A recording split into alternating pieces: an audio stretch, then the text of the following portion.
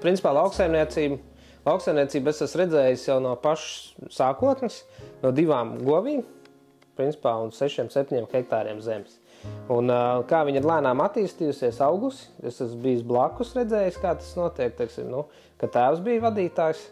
Un tad, kamēr es vēl biju skolnieks, tad es biju students, un tad pienāca tas brīdis, kad es kļuvu par saimnieku. Teiksim, es zinu, kā ir, kad ir ļoti maz, kā ir pa vidam, un tagad jau varētu teikt, ka ir jau diezgan paliela tā saimniecība, un tas izaicinājums arī ir cilvēkam arī šīs dzīvesvietas. Speciālisti ir gatavi nākt strādāt, bet šī dzīvesvieta ir jāpiemeklē. Valmiera ir diezgan jau piepildīta, Bērzēna varētu teikt, ka 99% ir piepildīta, kad prasītos kaut ko būvēt, kaut ko darīt. Izaicinājumu ziņā, protams, ir visas šīs ekonomiskās lietas, un vispār pasaule kļūst ļoti dinamiska šajā ziņā. Un tādēļ arī esam radījuši šo Grasberga zīmolu un šos produktus, lai panāktu vismaz kaut kādu stabilitāti šeit vietējā tirgu. Nākotnes domas ir principā pilnveidot un darboties ar šo pārstrādi, ar produktiem, droši vien, ka kāpināt arī apjoms un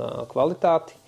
Iepakojumi, kad mēs gribētu viņus padarīt videi draudzīgākus un palikt aizvien draudzīgāki gan dabai, gan videi.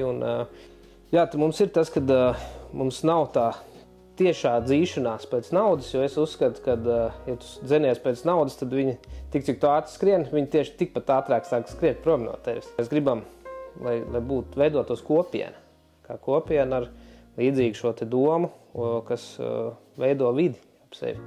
Bet, teiksim, tās vērtības vienmēr ir saglabājušās, un ko es esmu uzskatījis, kad, ja tu pierādi sev pie mazuma, tev vienmēr iedos vairāk. Tā vadlīnija, kā es darbojos, tad tas ir, kad dara visu cilvēkiem par svētību un Dievam par godu, un tad tev tām lietām ir jāsokās.